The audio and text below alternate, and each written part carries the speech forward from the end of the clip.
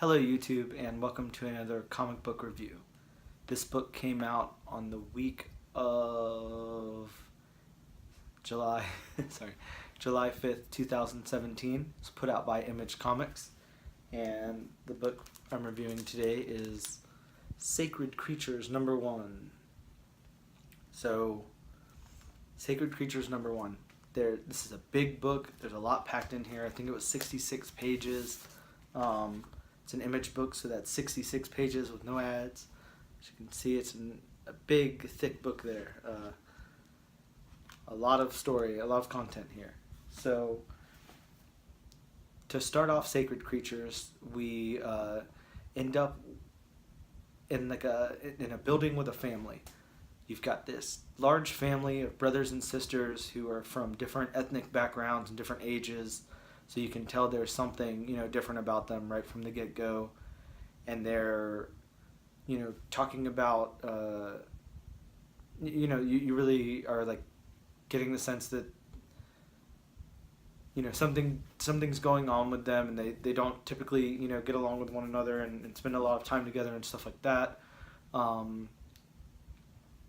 And it kind of drops you off with like, okay, we've got this thing to do, like it needs to get done. That's why we're all gathered here together, and this is what's going on. Then it drops you into a guy named Josh and his girlfriend, his pregnant girlfriend, who are expecting their child. And from there, it's letting that Josh is unemployed, so he's trying to get his stuff together for whenever their child is born. So his girlfriend's going to go away for a few days so he can really kind of brush up and get ready for this big interview that he has set up, which I think is supposed to be like 6 days from that point. So from there, his girlfriend goes off to stay with her mom, and he is goes to gather some books and stuff like that for his interview, and he's supposed to be staying home to kind of study for his interview, and then the plan is he's going to go do the interview on Tuesday and get the job, and she'll come back home and everything will be good. Of course, that's not what happens. We get a wrench thrown into all that, and it's because of this family that we see at first. He misses his interview, because of something to do with the family. A little kid comes to him and says, I can get you the interview back, we can get you the interview. And he's like, how do you know about the interview? How do you know who I am? Blah, blah, blah. And the kid's like, I can get you the interview back. All you have to do is promise to do this thing for me, and blah, blah, blah. And so that's where I'll stop telling you elements of the story, because I don't want to, really spoil anything, and start to go into the review. So, from there, we do have, more encounters with this family. That's not a spoiler, that's just obvious. There's like 7 of them, I believe, and he has encounters with most of them. And what they're based in is that they kind of tell Josh to do something, or ask Josh to do something or something, and he does it. It's not really explained why they have this power. Not that I need it to be like, like if you're a vampire, you're a vampire. I don't need to know why you're a vampire or whatever. Not saying that they're vampires, but as a comparison. But it seems like they come to Josh and tell him, like, hey, do this, or I want you to do this. And it seems like he's given the choice to say yes or no. And it seems like it would be against his better judgment to say yes to most of these things, or that they're not things that, a normal person would do, especially somebody in Josh's position. But ultimately he goes for it anyways every time. So I don't buy that, in the story. It's not, at least it can be like, okay, these are highly influential people, not influential, but like they can that can help, guide your decision making in their favor or something. Like, something could have been explained there. I understand that that could be unspoken, but it's just not sold in a way to where it's believable. There should have been some kind of like mind control power or something, or they like, what's the point in even asking him to do stuff when they could just be like, here, you're gonna go do this. Okay, bye. Like, why have him fight it for a second and then go do it anyways? It's things that are not, from what I've seen of this character in the first few pages or whatever, stuff that he would be doing. So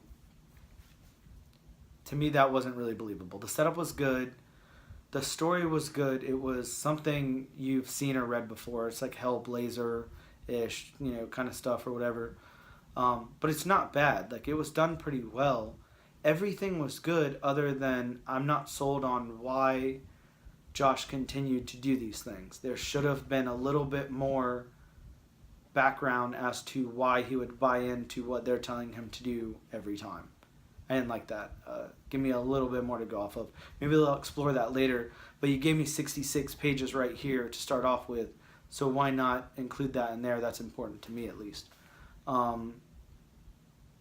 So otherwise, what happens in the story from that point on, to the end of this issue, is pretty enjoyable. Again, with the exception of their mind control powers or whatever it is, their influence on Josh.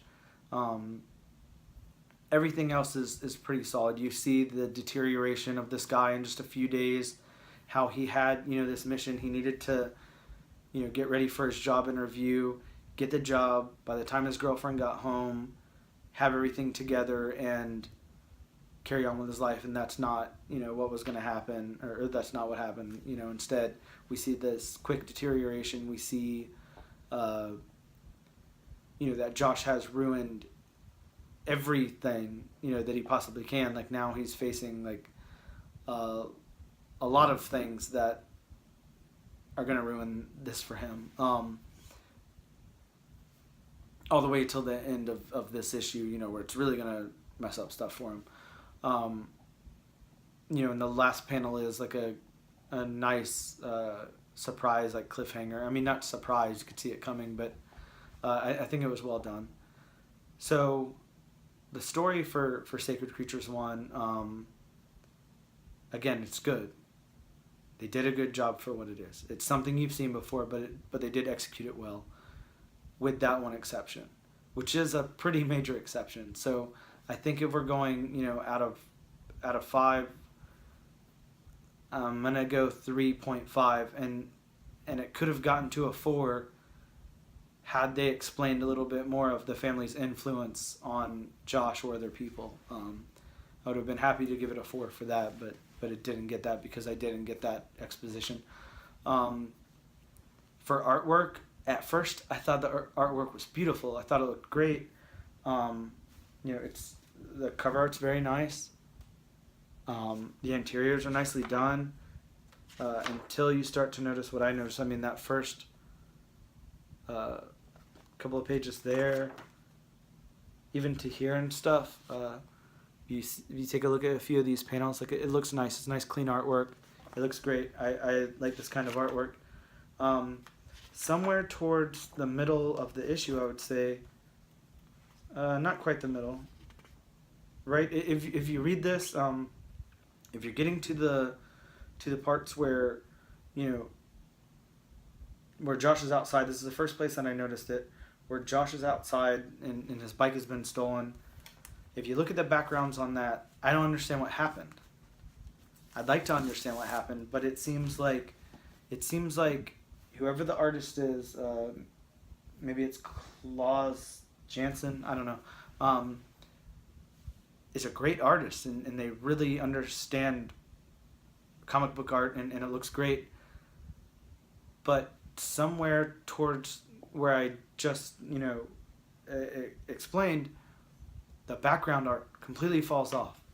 And it's like that photorealism background, where you're seeing in front of you like a drawn, penciled, sketched character or whatever, it's fleshed out and everything, against a photograph of a street with a Jeep on it. Like, and it's obviously in contrast to the characters there, there's no way that artist drew both of those things. Like, it looks like they laid a picture over it and drew that or whatever. And I really don't like that. It really started to bother me when I saw that a lot of places in this book. So it was in certain panels and not in other panels. And that really threw me off, and I don't like that anyways. So other than that, I would have given the artwork a 4.5, but I'm going to take away a whole point for those backgrounds. For me, they look terrible. They really, like, it broke my concentration. I couldn't focus on the story anymore because of that. It started to get hard to read, and you don't want a 66-page comic book to be hard to read. You want it to go down very easy. That's a long comic. So I will give that a 3. So story 3.5 and art 3, just because of those, whatever they are, backgrounds. So I think overall, when we combine the art and the story, it's a solid 3. It's a solid, it's above middle of the road. They did a good job with what they had. They expanded on the story that, we've already heard before and interested me. And they did a great job on the artwork. But everything has discrepancies here. Like, you did a great job, but you could have pulled back on this, or you could have dove into this a little more, and you didn't. So that's why it's a 3 instead of, something higher. I do think it's definitely worth checking out. I think it's definitely worth, if you're able to overlook things like the artwork in those backgrounds, or that certain element of the plot that took me out of the story. If you're able to look past that stuff, it'd probably be very enjoyable for you. Maybe you'd want to give it like a 4 or a 5. I definitely think you should pick it up and check it out. So this one's running long, but it was a very long book. So that's my review for Sacred Creatures #1, Image Comics. Came out on July 5th, 2017.